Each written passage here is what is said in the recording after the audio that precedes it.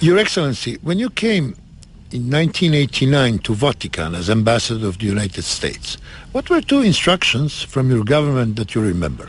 Well, I had probably about 5 or 6, but the ones I can talk about that are now public knowledge was one that the President himself, President Bush, was interested in, and that was I should influence the Vatican, the Holy Father, the Pope, to recognize diplomatically the state of Israel. Remember, we didn't recognize it in 89.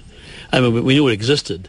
We didn't have the Vatican did not have diplomatic relations. That was number one. Which happened later. Which happened, yeah, just towards the end of my 4 years. I worked on it for 4 years. My several other instructions. Another one was in regard to Yugoslavia. It was rather simple.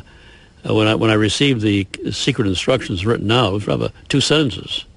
Do everything to influence the Pope and the Vatican to keep Yugoslavia united.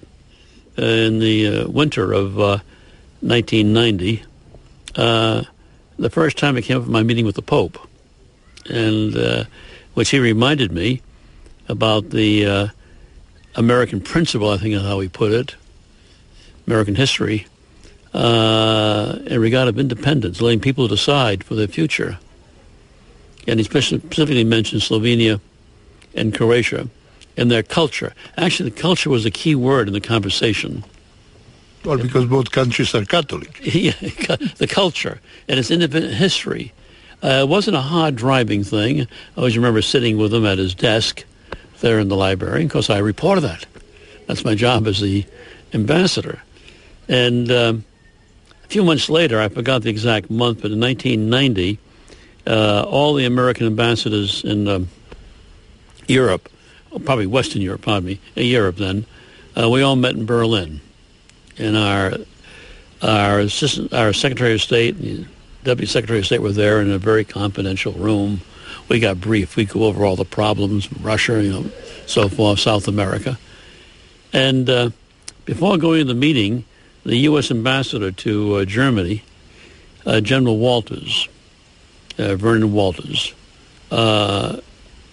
pulled me aside and he said to me, he said, I think you and I have the same feelings about Croatia. And he said, that is that we really ought to look at the thing. Well, in the meantime, I had read, I can discuss this now publicly now, a very sensitive report out of the CIA, which said the country's heading, Yugoslavia is heading to dismemberment. There's going to be independence. Do you know the date when the instructions ceased and changed? 1990. When was the month that the independent Germany and Austria?